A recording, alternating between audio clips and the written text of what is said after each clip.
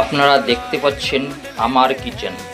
আমার কিচেনে আজ দুপুরের জন্য রান্না হচ্ছে চিকেন কষা। দেখতে পাচ্ছেন চিকেন কষা, আলু দিয়ে চিকেন কষা হচ্ছে। আর দেখতে পাচ্ছেন এদিকে ভাত হচ্ছে,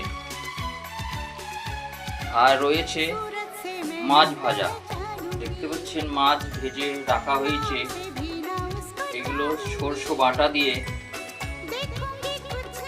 রান্না হবে। পেঁয়াজ লঙ্কা সরষে বাটা দিয়ে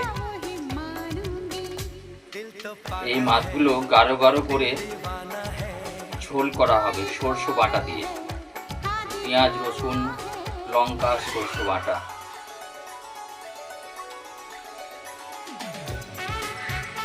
আর রয়েছে পেঁয়াজ শসা সালাতের জন্য।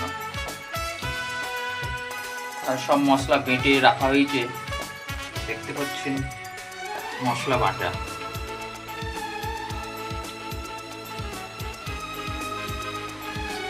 আজ লাঞ্চের রান্না। আপনাদের কেমন লাগছে? ভালো লাগলে অবশ্যই শেয়ার, লাইক, কমেন্ট করে জানাবেন আর পাশে থাকবেন। ধন্যবাদ।